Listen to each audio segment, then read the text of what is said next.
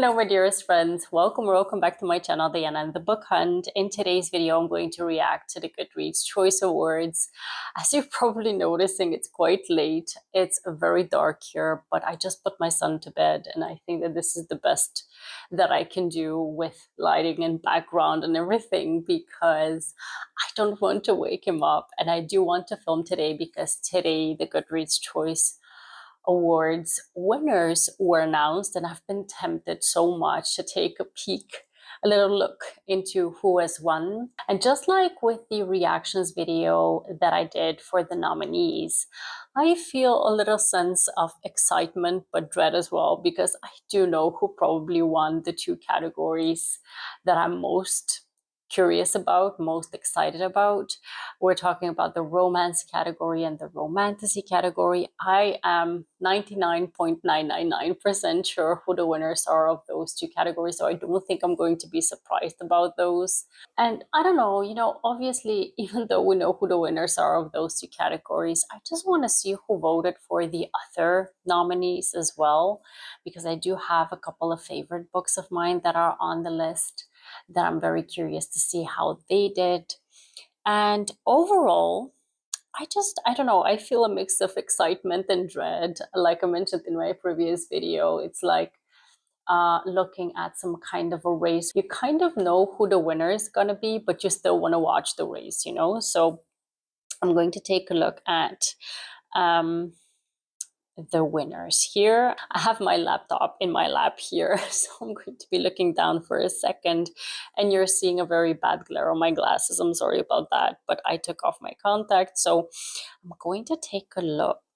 I'm not going to screen record this time. I don't think it's necessary. For fiction,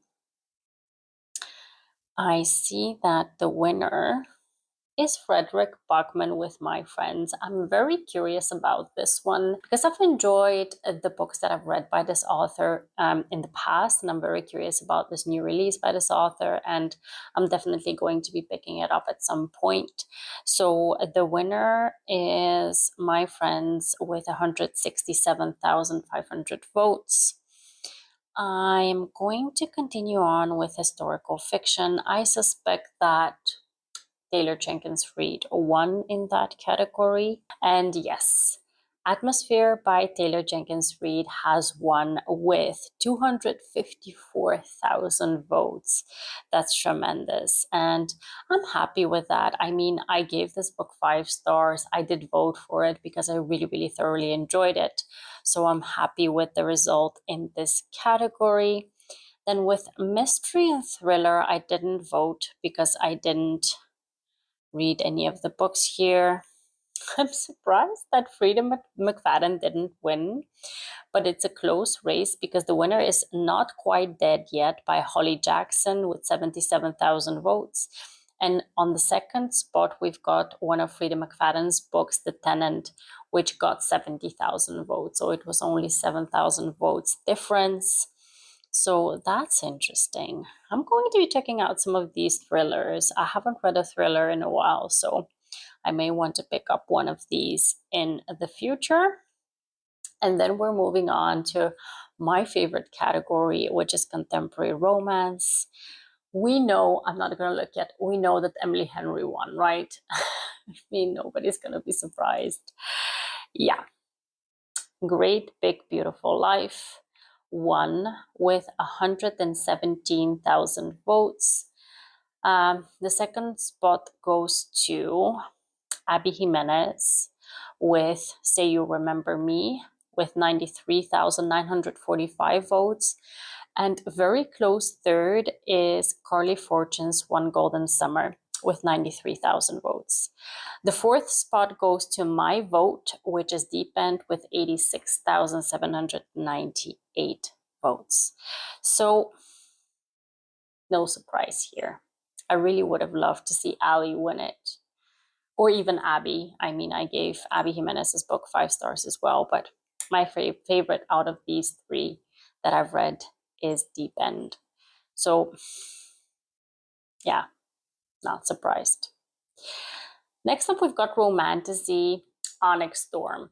I mean, That book was read by 1.5 million people, I think, on Goodreads shelf. So I'm not surprised to see that it's the winner. It has 298,500 votes. I mean, that's bonkers to me. And I'm sorry that other books that were also really, really good didn't really stand a chance because of this nominee here. I do have to say that I'm pleasantly surprised by number 2 on the Romantasy winners list. That is Alchemized by Zenlin Yu.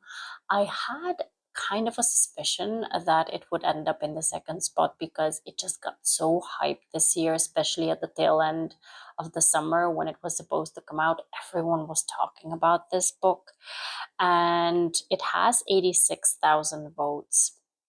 My pick, because I hadn't read Alchemized by the time I got to vote, I picked Mate by Ali Hazelwood as my choice because I did give it 4.5, rounded up to 5 stars, and I really highly enjoyed that one. So that was my vote, and it ended up in the 4th spot.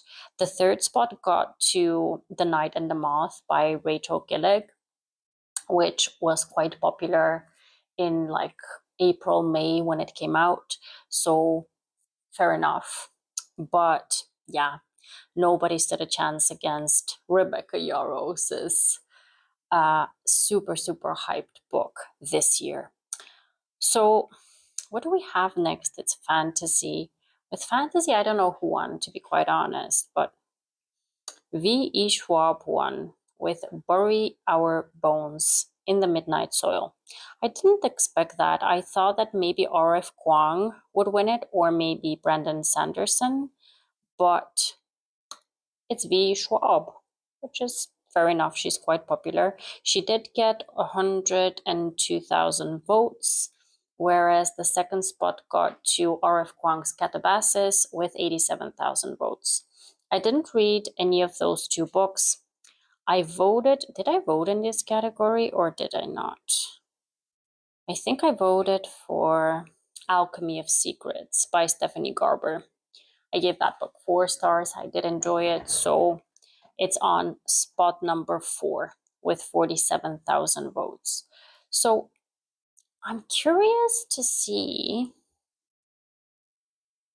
The Raven Scholar, which was my other read in this category, is a bit further down, but it did pretty decently, to be quite honest.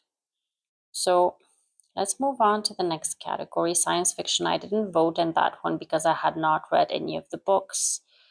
The Compound one. That category is not really interesting to me, so I'm going to move on to the one that does interest me, which is the YA fantasy one, though. Oh, I'm seeing debut popping up first, so I'm going to move on to that one. Alchemized did win in this category, so it had 165,000 votes. Why did it have so many votes on here and so few in the other one? Maybe because they knew that Onyx Storm would win and they didn't want to kind of take their chances, so they voted in this category instead. So good job to Senlin Yu. I'm happy that this one took the cake on this category. For audiobook, Onyx Storm won again. Why?